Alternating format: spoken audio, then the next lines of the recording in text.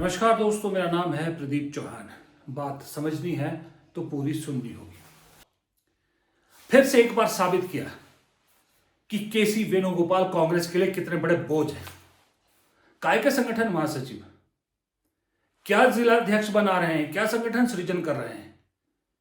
इतना भी नहीं मालूम उड़ीसा में जो जिनको जिलाध्यक्ष बनाया जा रहा है, 2 जिलाध्यक्ष, वो तो बीजेपी के आदमी हैं और उन्हें जिलाध्यक्ष बना दिया गया।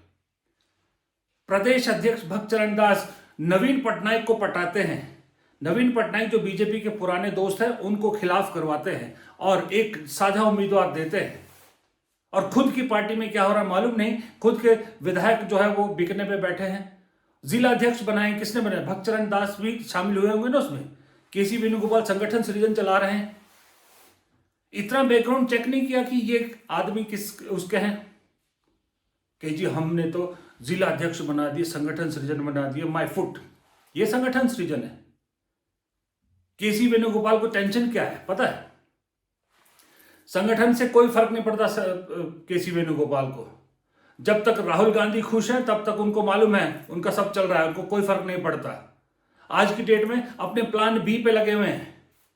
रोज केरल के बारे में बात करते हैं। अभी भी देखिए बेशर्मों की तरह कह रहे हैं कि हम चुनाव के लिए तैयार हैं। उम्मीद ये लगाए बैठे हैं कि केरल में मुख्यमंत्री बनेंगे वो।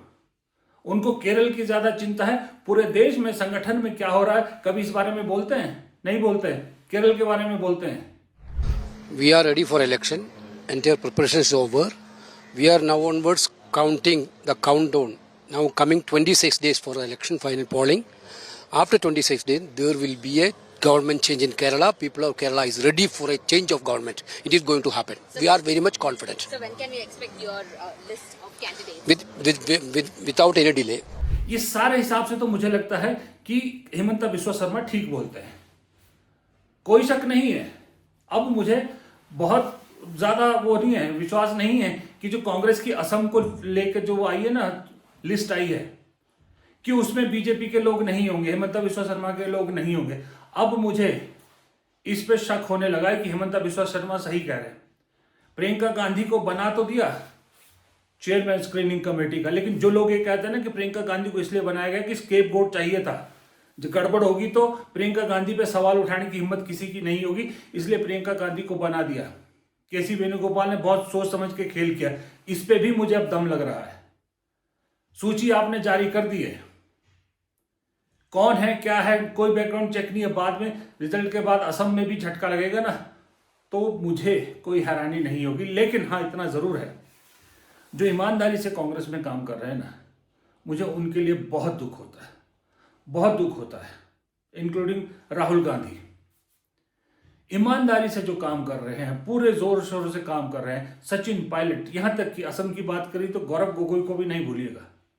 गौरव गोगोई दिन रात एक कर रहे हैं, पूरे अपनी वाइफ का, अपनी फैमिली को पूरा मटिया मेट कर दिया। हेमंत बिस्वा शर्मा ने क्या क्या नहीं कहा, वो फिर भी पार्टी के लिए लगातार लड़ रहे हैं और अभी भी उम्मीद लगाए बैठे हैं कि जो है वो देश की, असम की जनता कांग्रेस को चुनेगी।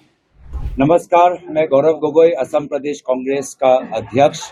आज असम में विधानसभा चुनाव घोषित हो चुके हैं और मेरी पूरी उम्मीद है कि असम के लोग आने वाले 9 तारीख को पूर्ण बहुमत से असम में कांग्रेस की नेतृत्व की सरकार लाएंगे और असम में एक नया असम, एक बड़ा असम, जिसपे हम सब का विकास होगा, हम सबको शांति से जीने का हमको अवसर मिलेगा और जो हमारे अधिकार हैं, जो हमारे संवैधानिक अधिकार है, जो हमारे मूल अधिकार है, जो हमारी असम की सभ्यता है, उस हिसाब से हम मिलजुल के एक नया असम हम सृष्टि करेंगे।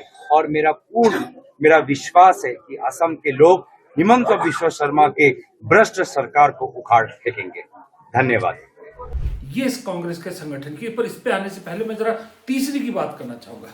सोफिया फिरदौस, चेहरा देखिए स्क्रीन पर, पोस्टर गर्ल कांग्रेस की। पीछे अभी देखा होगा हाल ही में कितनी सुर्खियों में रही, किस तरह से सोफिया फिरदौस जो है वो मीडिया में छाई रहती थी। लेकिन सोफिया फिरदौस ने भी आज क्रॉस वोटिंग करी और किसके फेवर में? सोचिए, बीजेपी उम्मीदवार के फेवर में। एक मुस्लिम विधायक अपनी पार्टी को धोखा देती है किसके लिए? एक बीजेपी कैंडिडेट के लिए। अब आप सोच समझते हैं कि ये विधायक जो भी है सोफिया फिरदौस, ये अच्छी तरह से तो जानती है कि जो बीजेपी में दशकों से अपने जूते घिस रहे हैं, उन मुसलमानों को तो टिकट मिलता नहीं है, उन मुसलमानों को तो घर बैठा दिया गया है। सोफिया फिरदौस को तो सवाल ही पैदा नहीं होता कि कभी वो अपनी पार्टी के टिकट पर चुनाव लड़ाए। तो फिर सोफिया फिरदौस ने क्या पैसे के लालच में या फिर किसी डर से क्रॉस वोटिंग कर दी? अगर डर होता तो अभी इतनी बड़ी पोस्टर गर्ल बन के क्यों फिरती थी? क्यों हर जगह पे जो है वो कांग्रेस की तरफ से बहुत कुछ बोलती थी उड़ीसा में? अचानक ऐसा क्या हुआ? मैं नहीं मानता। अगर कोई कहता है कि डर के गई है वो, मैं नहीं मानता।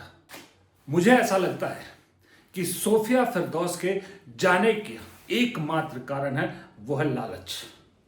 लालच में सोफिया फिरदौस ने अपनी पार्टी को धोखा दिया, उस पार्टी को जिसने मौका दिया कि तुम मुसलमानों की आवाज बनो। इस देश में मुसलमानों को रोज प्रूव करना पड़ रहा है, सुबह उठ के रोज प्रूव करना पड़ता है कि हम इस देश के वासी हैं, इस देश की तरफ हमारी जो वो है, हम देशभक्त हैं। अब मुसलमानों को आगे, मुसलमानों के हक को या मुसलमानों को रिप्रेजेंट कौन करेगा? मुस्लिम नेता ही करेंगे ना। कांग्रेस पार्टी मुस्लिम नेताओं को मौका देती है, समाजवादी पार्टी मौका देती है कि तुम आइए, अपने समाज की आवाज रखिए। और जब वो नेता बिक जाए तो फिर कौन सी पार्टी रिस्क लेगी कि भाई हम जो है इस कम्युनिटी के लिए आवाज उठाए? वैसे ही इस देश में इस वक्त राजनीति का क्या रंग रूप कर दिया गया है सबको मालूम है। सोफिया फिरदौस जैसी नेता मुझे उन लोगों से कहीं ज्यादा बदतर लगती हैं जो करप्शन के लिए या फिर डर के मारे वहां गए। हेमंत बिस्वा शर्मा से लेकर कितने गिन लीजिए, सब छोड़ के गए।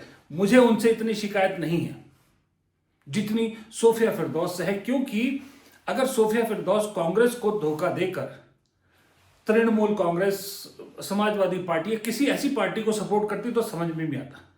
बीजेपी को सपोर्ट कर रही हो, बीजेपी को जो तुम्हारी कम्युनिटी को रोज निशाना बना रही है, तुम्हारे जिस पार्टी के लिए तुमने वोट किया है, अपनी पार्टी को धोखा दिया, उसका एक मुख्यमंत्री हेमंत बिस्वा शर्मा तो खुलेआम मंच से कहता है कि मैं इतना तंग करूंगा मुसलमानों को कि असम छोड़ के चले जाए। फिर भी सोफिया फिरदौस को शर्म नहीं आई वोट डालते हुए। ये हालत है। 9 अप्रैल को चुनाव है, असम में भी, केरल में भी और पुडुचेरी में भी। बीजेपी जानती है कि कांग्रेस का जहां जहां स्ट्रांग होल्ड है पहले निपटा दो, ताकि बंगाल और तमिलनाडु में खेलने का मौका मिल जाए। लेकिन कांग्रेस के अंदर जो खेल हो रहा है ना भाई साहब, वो अब तक नहीं सुलटा है। सही में बताऊं, राहुल गांधी जितनी मर्जी कोशिश कर लो, तुम संगठन सृजन कर लो, ये कर लो, वो कर लो, राहुल गांधी को एक ही काम में उलझा रखा है। एक ही काम दे रखा है राहुल गांधी को, वीडियोस बनाओ और पार्लियामेंट में मुद्दे उठाओ। उसकी हम सोशल मीडिया पे कांग्रेस बड़ी जबरदस्त तरीके से लड़ रही है। और ये गलत फहमी पता नहीं कहां से पाल ली है कांग्रेस ने कि सोशल मीडिया पे अगर व्यूज ज्यादा आ गए तो आप चुनाव जीत जाओगे। ये दरअसल आप कहोगे कि भाई आप लोग तो, मैं भी सपोर्ट करता था कि ये है ये वो, मैं अभी भी अपनी बातों पे, सभी बातों पे कायम हूं। लेकिन मेरा कहना यह है कि तुम बड़ी बड़ी बातें करते हो, ये छोटी छोटी चीजें कैसे भूल सकते हो तुम? कि जिलाध्यक्ष ऐसे बना दिए जो बीजेपी के लोग हैं, बीजेपी के लिए बिक गए वो जिलाध्यक्ष, और फिर कहते हो तो हम जिलाध्यक्ष को सबसे पावरफुल बनाएंगे। और दूसरी तरफ इस देश के मुसलमानों से, मेरे देखने वाले मुसलमान भाइयों से मैं एक स्ट्रेट सवाल पूछता हूं। आप मुझे ये बताइए, जो नेता आप चुन के भेज रहे हैं, इनके खिलाफ आवाज क्यों नहीं उठाते आप लोग? आप लोग चाहते हैं कि आपके लिए कोई और लड़े, अच्छी बात है, आपके लिए कोई और चेहरा बने, अच्छी बात है। लेकिन जो चेहरे आपने उनके साथ भेजे हैं लड़ने के लिए, उनका जो कैरेक्टर है उस पर क्यों नहीं आप आवाज उठाते, क्यों नहीं कुछ बोलते? ये सोफिया फिरदौस जैसी नेताओं को क्यों नहीं आप कोई सबक सिखाते? ओवैसी जैसे नेताओं को क्यों नहीं आप सबक सिखाते, जो अपनी सत्ता के लिए बीजेपी के साथ हाथ मिला बैठते हैं ताकि उनका कमिश्नर बन जाए? लेकिन जब आप वो वोट मांगने आते हैं तब आपको वो, जैसे इधर हिंदुत्व का चाशनी पिलाते हैं, आपको भी मुसलमान खतरे में है, मुसलमान के हम ही रहबर हैं, ये चाशनी पिला दी जाती है। मैं फिर आज इस बात पे फिर दोहराऊंगा, काफी दिन पहले मैंने कही थी, आज मैं फिर कहूंगा, इस देश में दरअसल मानो या ना मानो, मुसलमान का सबसे बड़ा दुश्मन खुद मुसलमान है। और यही ताकत देता है बीजेपी को और उसके संगठनों को कि मुसलमानों के खिलाफ वो सब हरकतें करे वो जो करती है, क्योंकि उन्हें मालूम है कि ये मुसलमान लड़ेगा नहीं, ये मुसलमान दबा रहेगा, आवाज नहीं उठाएगा, क्योंकि इनके जो नेता, जो मुसलमान अपने नेता चुन के भेजते हैं, वो नेता बीजेपी जब चाहे तब खरीद लेती है, और जो नहीं बिकता है उसका हाल दानिश अली जैसे करते हैं, भरी संसद में इज्जत तार तार कर देते हैं। ये जानती है बीजेपी अच्छी तरह से कि कांग्रेस, इसलिए बहुत से कांग्रेसी मुसलमानों के फेवर में सीधा सीधा आने से बचते हैं, क्योंकि उन्हें खुद विश्वास नहीं कि जो जिनके लिए हम आवाज उठा रहे हैं वो कल को हमारे साथ होंगे या नहीं होंगे। ये कड़वी सच्चाई है, लेकिन सच्चाई यही है। फिलहाल इस वीडियो को यहीं खत्म करता हूं। नमस्कार।